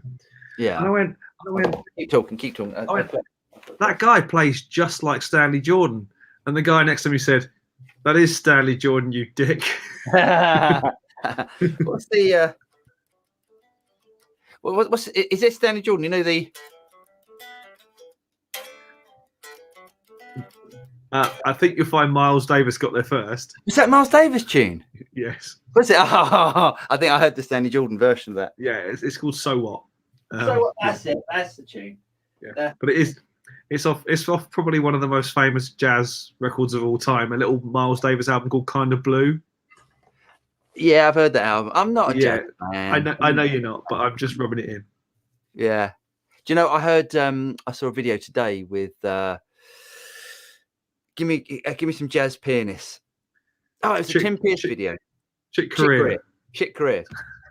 And it sounded. I mean, I said there were two. It was basically this bass player that was playing with Tim Pierce in the studio. John Patitucci. No. It was a different guy. Although John Patitucci was in one of the videos, right? With Chick Corea, but. Yeah, one of the video, one of the songs with Chick Corea sounded. I thought, oh, that's quite good. I mean, it's obviously good. It's obviously good, but it was good to my ear. And then the next one came on. It's just like I don't know, like everything falling down the stairs to my ears. Untrained ears, heathen. Anywho, yeah. Neil Conway, what would you change, if anything, on the Gibson N225? Anything to help the neck dive? What's the N225? I don't know. Hold on, let's have a look. Quick dive into the wonders of N225. Oh, I like that. Show it. We might have to show this. That's interesting guitar. Hold on. Let me see if I can get a good. Hold on. Yes. They're not really showing a decent picture of it. Let me just find a decent picture of it. Oh, that'll do, James. That'll do. Yeah. Okay. They'll have to do. Oh, it's interesting, isn't it? Yeah. I like that. Is this new? Don't know. No, 2013. Let me go back. Let me see if we can find a better picture. Oof! Look at that one with the pinstripes. Excuse me. There we go. Let's have a look at that one. Yes. Oh yeah. I kind of like that in a weird sort of way. It's got the old SG tremolo. Yeah. I like that. It's quite cool, isn't it? I've never seen one. I wouldn't change a thing about that without playing it. But so what was the question? I'm going to turn it off, James. Is that all right? Yeah. Okay. What was the question? What would you change, if anything, on the Gibson? Anything? I don't think you can help neck dive on Gibsons. Especially on that one, because it's a hollow body and it's quite a small body, so you've got all the weight distribution is over one end, so it's always in a neck dive. Velcro on the positive side here, Velcro on the negative side on your strap. Don't joke. I've seen it done and it works really well. Really? Yeah. That's what would I do? I think the only way you're going to do it is with a strap, and I think you just got to adapt to a guitar like that. Gibsons do that. Yeah. My one doesn't, and your one doesn't, does it? No, because because it's not chambered. My red one is so heavy, but it sounds great. Yeah. Sounds awesome for it. Yeah. I think you've got to live with it and enjoy it. That looks like a cool guitar. Well, I'd have one. Yeah, I would too. Stereo Coffee. Have you ever tried playing a Flying V while sitting without a strap? Yes. I think I tried to demo one at a show once and realised you cannot demo that guitar without a strap. Well, you can. You just have to stick it between your leg, didn't you? And yeah. I mean, I never really got Flying Vs. I think they were. It's just such a weird design because it doesn't it doesn't. What you can't sit down with it. So you always, or you can sit down with it, but you've always got to get it in a position where it's not comfortable. I went to Andy Sneap's studio a couple of 3 years ago. Nice. And other than the fact that I witnessed a human being mixing the loudest I've ever heard coming out of speakers, out of studio monitors, he must have more flying V's than any human being on earth. He's a bit metal, isn't he? Bit metal. He's a bit metal. But I was like, what's the flying V thing? He said, yeah, flying V's and 4x12s are my weakness, my Achilles heel. Dozens of the things. But, you know, he said, if I write a good song on one, it's paid for itself, isn't it? Yeah, definitely. Ginger Lefty Guitar says, "Hola chaps, my latest project is a lefty blind bow build." Oh, nice. I don't know what that is. Bo Diddley. Ah, of course, yes. Oh no, Billy bow build. Actually, what's a Billy bow build? Don't know what that is. Ooh, sounds interesting. I thought Bo Diddley was get yourself an oil can. No, isn't the Bo Diddley? Isn't that the Gretsch, the square one? Oh, yes, you're really right. Cool. Yeah, really cool looking guitar. Shahar says at Stereo Coffee, it's actually really easy. Just put one horn between your legs. Said the actress to the bishop. Jonathan McCulloch says, I sold my yellow gem to a mate 800. I asked him if he would sell it back to me. He wants $3,000 for it now. I would like a gem because I'm that guy, and I'd like a Pia as well. I'd like the new one. I think the Pia looks amazing in that kind of really shimmery green color. Yeah, I think $3,000 for a gem. It's a lot of money. I've had a couple of gems, and I never thought they sounded well. The ones that I had never sounded good. I'd be interested to try the Pia or a gem through his Synergy module as well, so you get the full Steve Vai. Now again, I don't have his fingers. Not many people do, so it's not going to sound like him. But if you want to get close, that these days that's a pretty good option to go down. So let me get this right. So you sold your mate a guitar for 800, and now he wants $3,000. And is he a mate or just stupid? I think if he was a mate, and if he doesn't use it anymore, and he's a mate, he should sell it back for. He should. If he's a regular gigging pro and it's one of his frontline instruments, you might have just lost out, unfortunately. Yeah, if he's looking to sell it, I think if you want it back, I think as a mate, I think you just go, oh, yeah, mate, go on. Yeah, I think if depending on where he is on the mate stakes as well, because if he's about to piss you off, he's about to take a dive on the mate stakes as well. Aristotle says you play flying V sitting like you play Spanish guitar. You keep at your left leg and the V is against your right leg, no problem. Yes. Go. We've learnt. David Mano says, I'm not into pointy guitars, but a while ago I played a Gibson Firebird Zero, I think it was called, and man, I regret not getting it. I saw one of those on Tim Pierce's channel the other day, and I went, ooh, I liked it. Yeah. But that's not really a pointy guitar. It's not really a pointy guitar. It's an unusual shape, isn't it? Foil pickups as well, though, and that's going to sound open as hell. Yeah, nice. Yeah, nice. Nice. Ship Shepherd, Captor X, and a rear lamp. I had a model before, no comparison yet. Agreed. Puts a smile on your face.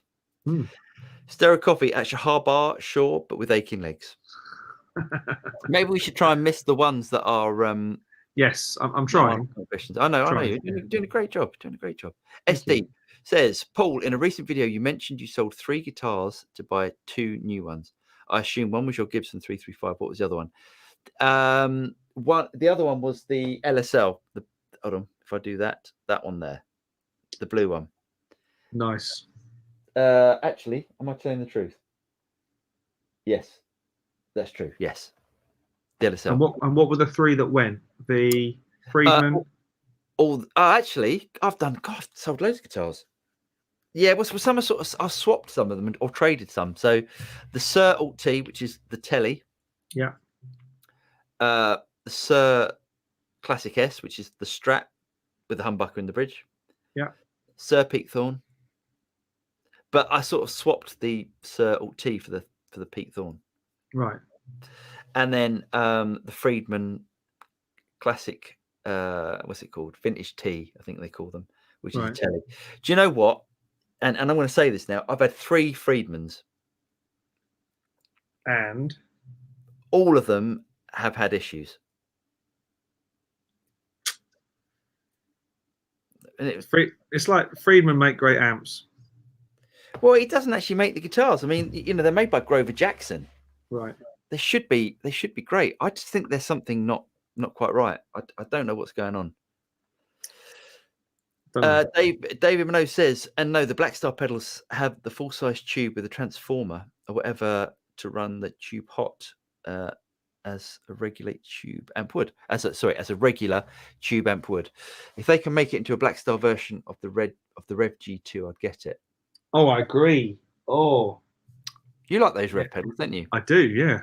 Well, I liked I had the option of keeping one of 3, and I went for the red one because the purpley blue one, I think was the 5, was too much. The green one was a bit too tube screamery, right? And the middle one was, I think, a distortion sound that I will use once in a blue moon. I thought you've got the heavy one. I thought it was a G2, G3, and G4. No, I thought the purple one was the really nasty one. Oh, I don't know. I can't remember. Yeah, yeah.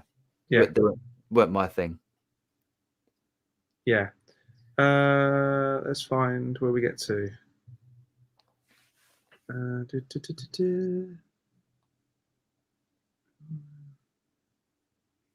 to find. There's lots of comments on stuff. I'll just go through them, mate, and we'll just go. We'll just go next. Yes, It's all good. It's all good. Chris Coonish says Rick Nielsen's Hamer 5. The Hamer 5 neck. It was also pretty cool. If you want a nice Explorer, the Hamer Standard is worth considering. That's true. Yeah. That is worth considering. Yeah, again, but it was Rick Nielsen. It's just it was an exhibition piece as such. It was him sort of doing silly things on it. It wasn't actually like, this is a great guitar. It's like. Didn't he make most of his money out of singing Without You? Oh, very good. Very good. Good. Yes. Okay. Sorry. It's all right. I'm not quite. It is old, didn't last very long. Don't know. Not sure what that meant. And P95 with Dirty Fingers bridge. You sure we haven't missed one? Positive. Okay. It's all good. All good. Keep going. Yeah. Velcro. That works. Thanks. Oh, definitely. Tried the wide strap and it still likes to dive with the chain, but yeah, so light, such a light body and a heavy neck. Of Billy Gibbons. Oh, nice. Of course. Nice. Right. Let's just plow our way through these. P9 is programming another window. Okay. Yeah, I think we might miss something there. Yeah. Okay. Jahar says, if you could saw off a guitar legend's hands and sew them onto your arms, whose right hand would you pick and whose left hand? That's a really good question. Ooh. That's a really good question. For me, I'll take Steve Morse's right hand and Eric Johnson's left hand. Interesting. I would have Steve Vai's left hand just because of that lovely circular vibrato. I don't like that. I do not like that weird. It's like swirling a. Yeah, I love it. Cognac. No, it's horrible. And I would have Gary Moore's right hand just for the speed and the aggravation. Yeah, I think Eric Johnson's a good shout on the left hand. Just his accuracy. Actually, no. Do you know what I'd do? I'd have Michael Battio. So I'd have both hands, so I could do that. It'd be good at dinner parties and impress my friends. Yes. Yeah. Eric Johnson. I think. Yeah. Just I love Eric Johnson. Yeah, both his hands. Yeah. Neil Conway, Keith, yep. I think that's what we discussed last week, but they didn't get to it. Also thinking that I can get the Sabbath sound. Thoughts? Hold on a second. What have we missed? I'm not sure. I think we're talking about P90s. I think that's what was in the discussion. But there was a lot of one line bouncing. Okay, and I think maybe as opposed to sort of skipping through, let's go through them just in case we missed stuff. Sorry, mate.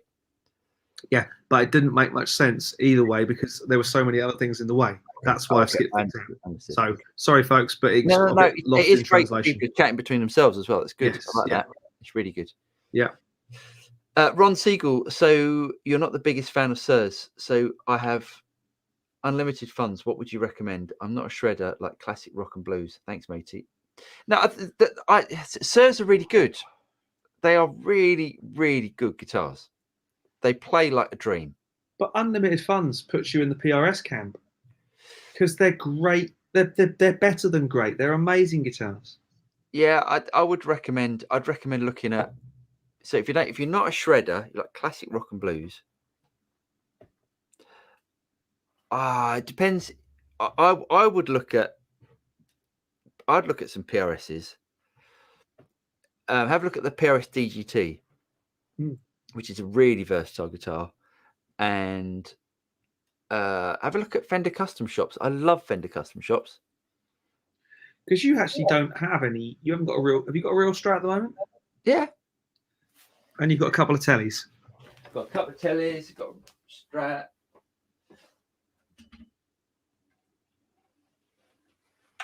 There's my Strat. I tell you what. Say, I know it's a Japanese one.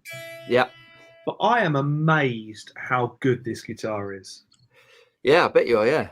I am absolutely blown away how good this thing is because it has just enough fight back to make you work for it and think, oh, this is not a super Strat. But you can play it. It's got some really nice, interesting tones in it. Yeah, I'd love to play that, actually. I've never played one. It's a great... Well, I'll load the car up. Yeah, nice. Yeah, so I'd recommend... You don't have to get it relicked and bashed up like mine is, but Fender Custom Shops, I love Fender Custom Shops. Never really played a bad one. Mm-hmm. So I'd recommend one of them. Lovely thing. Anything else, James? Depends what you like. I mean, do you like Gibson style guitars? Do you like Fender style guitars?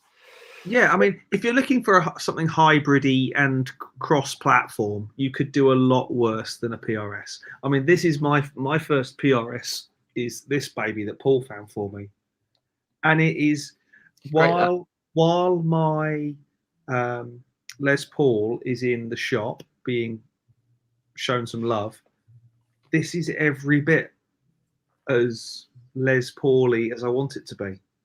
It's an awesome guitar. It's not quite as heavy. It hasn't quite got the sustain of the Les Paul, but who really cares when you know? Oh, you see, I don't think weight contributes to sustain.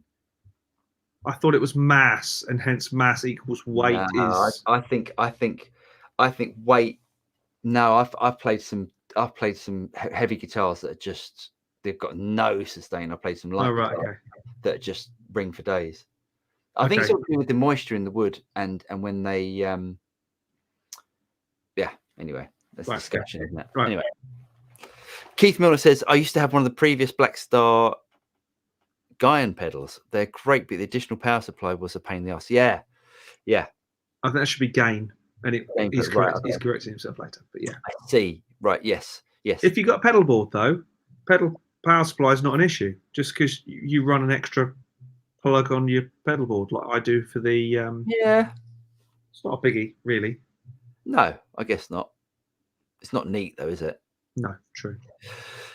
Chris says I owned a GJ2 Grover Jackson brand prior to building the Friedman guitars. It was a very odd guitar, 24.75 Strat with a 7/8 body. Wow. Yeah, they do look quite strange. I mean, Grover Jackson, he's a fantastic guitar builder. There's no reason why those Friedman should be. anything other than top notch. Yeah. Keith said also the pedal died after a few years and couldn't be repaired. I'm not sure if they have reliability issues or I was unlucky. Yeah, that's a pain, isn't it? When you buy something and then it can't be repaired. That's a pain. Neil Conway, oh yes, also had a Laney amp, and the combo definitely is good for Sabbath, subject to playing skill, of course. Yeah, Laney amp's great. The Lionheart is the one I'm thinking of. Is the Tony Iommi one? No, the Lionheart. Unless Was I've it got. not? Oh no, I'm maybe thinking the IRT. No, you might be right, mate. You might be right. Yeah. Yes, Gary, my right hand for attitude. Nice. It's the only amp I've ever seen that's got 3 of those big, those big metal handles where they cut some of the wood away to mount the handle in the amp in the head. Oh yeah, like a flight case handle. It's got 3 of those. That's it. Yeah. Awesome. Love that. K Michael P says, "Sorry guys, I've got to go jump in the pool." It's all right for some, isn't it? How the other half live. And this is a euphemism. Neil Conway says, Keith Milner, thanks. Keith Milner, I love PRSs, but a lot of people dislike the neck. Yeah, I think, but PRS do different necks. They do like the wide, thin. I'm not a fan of the wide, thin neck. I'm not a fan. But the DGT neck's like a big sort of fat neck. The Studio there is quite a fat neck. Yeah, I don't like those thin necks. At this point, we must show thanks. Oh, cheers, Chris. That's very kind of you. Thanks, Thank you, mate. 2 pints for me. Thanks, mate. That's really nice. Very, very kind. Chris says, classic rock and blues. What about a Gretsch? Gretsch, lovely. Yeah. I've only ever played in bands with players who played Gretches, and we've had nothing but feedback issues on stage. Yes. Yeah, my one, I think mine's got a centre block. I think. No, actually, it hasn't. I don't think it has, actually.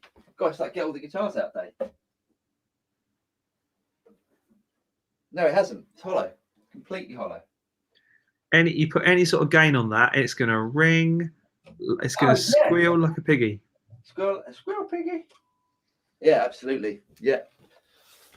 Anyway, where are we?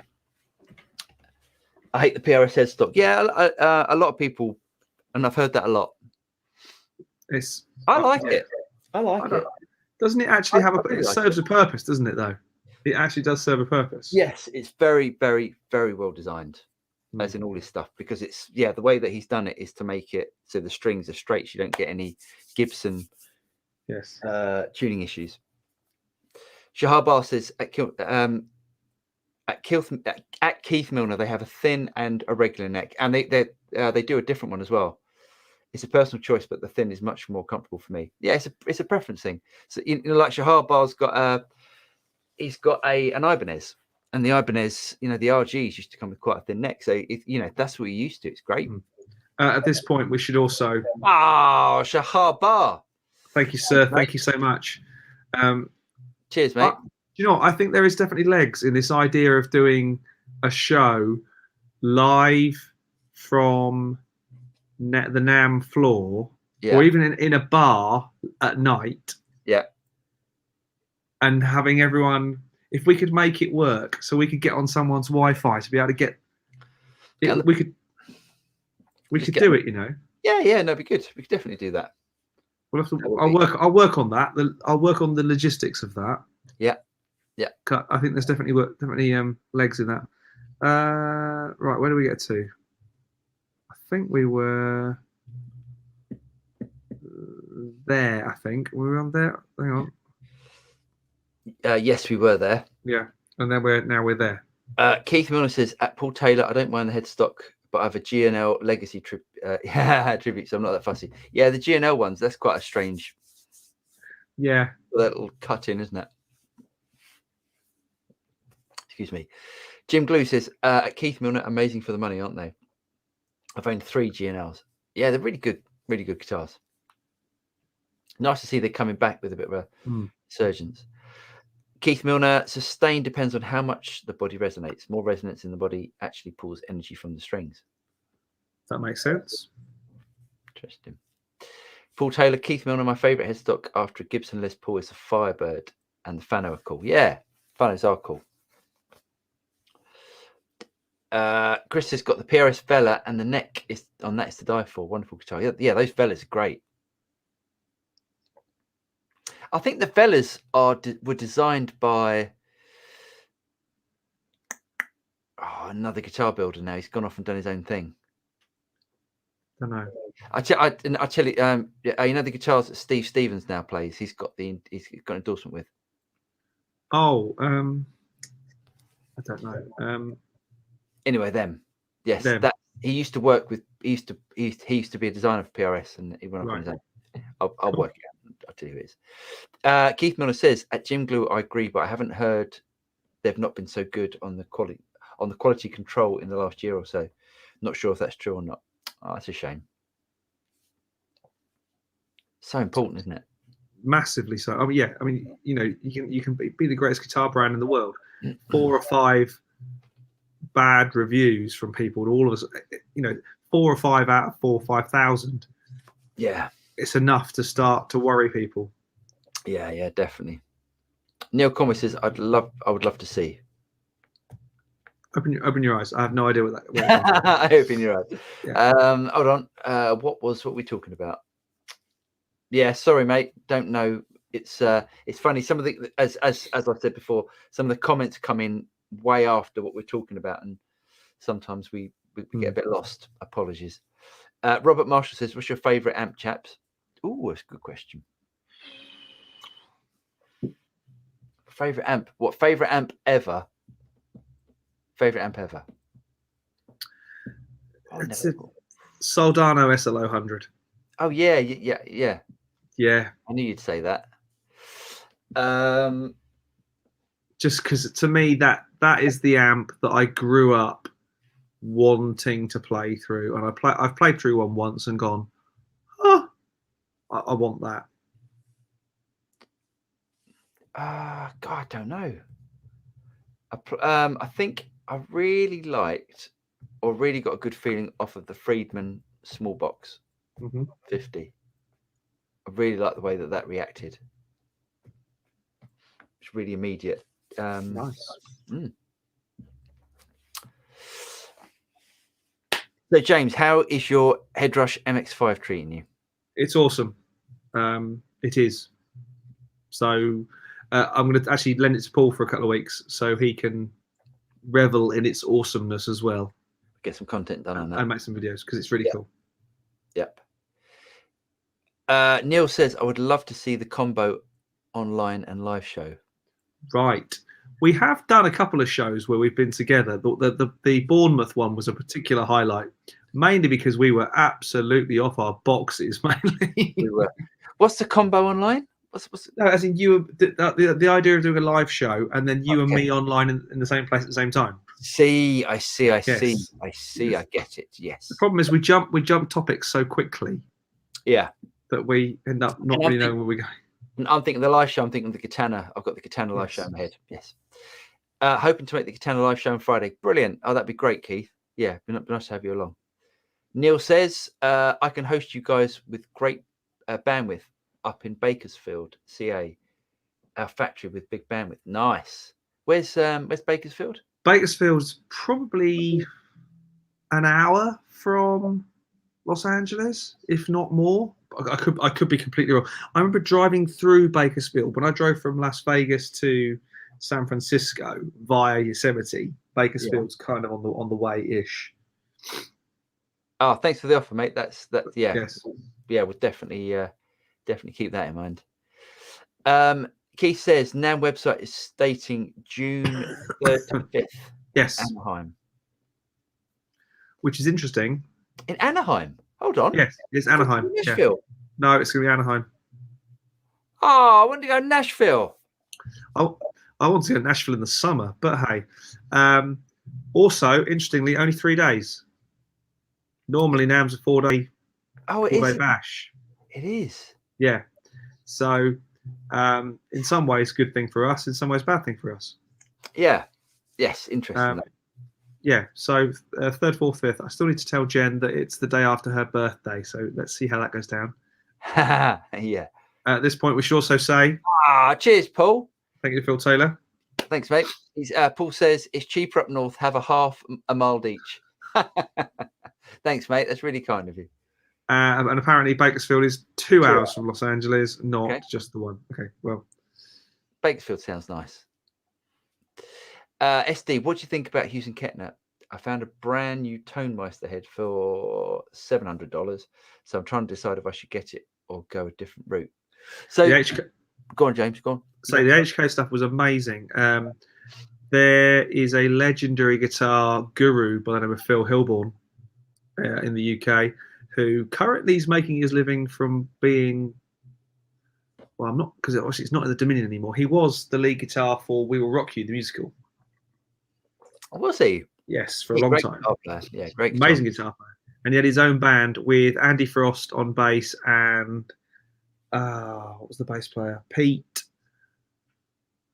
I've forgotten his name. Oh well. Great drummer. And when I was of pubable age, like about 16, going around drinking illegally in pubs, going to see bands, Phil Hillborn was one of the bands we always wanted to go and see because it was always packed and it was always a great night. Pete Riley is the drummer, and he played through a Hughes and Kettner, and it sounded amazing. But again, it's locked down to these. The boy can play, that's for sure. Yeah, definitely. They used to do the best version of Won't Get Fooled Again, where he played the organ bit, but finger picked on guitar. It was brilliant. Awesome. Yeah, great guitar player. So the Tone Meister stuff was designed by Thomas Blug, I think. So yeah, it'll be great. Have a look. Just honestly, just have a look or have a think about the Blue Guitar Amp one. If there's any chance you can try out both, try them out. Yeah, I mean that blue guitar, genuinely. I mean, I remember when I first met Thomas several years ago at the Music Messer, and thinking, what is this thing this guy's playing? Like a tiny little booth, like a typical kind of couple of pull-up banners, a guy noodling on guitar, and me going, that sounds amazing. Mm-hmm. Yeah, really good stuff. Robert Marshall, talking about katanas, have you boys tried the Roland Blues Cube Artist Tube Logic? No, I've never tried one of them. Is that the one where you can change it's got a little valve thing that you can change and buy like the Eric Johnson right. tone? Interesting. And I think Steve Vai did one, I think. No, you've never tried one. Interesting. Okay. Yeah, you'd like that. If it's, Chris says, SD Hughes and Kettner are good. I've got a Tube Meister 18 head and it's really nice. Yeah. Yeah, I've always thought they sounded really good. Yeah. Aristotle says SD here is a YouTube page that has great examples how you get sounds by Stevie Ray Vaughan, Lukather, and Gilmore out of it. Unfortunately, guys, you can't post links in the chat. Sorry, that's not us. That's not us. Sorry. And actually, Shep's got a good point. We're talking about guitars for blues and rock and everything. It does, yeah. You hear a lot of people say that the 335 is the most versatile. Personally, I think a Strat is the most versatile. But yeah, definitely 335, great. Keith says, Robert Marshall related, of course, because it's Boss, but my understanding is the Tube Logic stuff is different technology from the Cat. Yes, it is. It is. I think the Tube Logic stuff is all analog modeling. I think you're right. I think it is. It's like, I think the next tone was Tube Logic. And that sounded really good. Yeah. You had one of those, didn't you? Yeah. Sold it? No, it's about somewhere. It's about somewhere. It's about somewhere. It's about somewhere. Lent it to someone. Wasn't Pete, was it? No, thank God. Keith says 335 does everything, including feedback. Yes. It does feedback. Certainly does. Yes, it's very different, said Robert. Yes. Right. I think at that point, pushing nearly 2 hours, it is time for us to It's bedtime. call it. mate. I'm absolutely shocked, to be honest. I've got 5-year-old twins. What can I say? Yeah. We will see you next week for more craziness. Paul and I together tomorrow. So we will. Thank you very much for your kind donations to the James and Paul Beer Fund, or Nice. and stuff like that. Much We'll see you next week, and hopefully get any questions you have to us during the week and all that sort of stuff. We look forward to seeing you with us very, very soon. But from myself and from Mr. Drew over there, take care. The bald guy, yes, baldy guy. Take care. See you next week, and everyone have a good one. Stay safe. Bye-bye. Cheers, guys.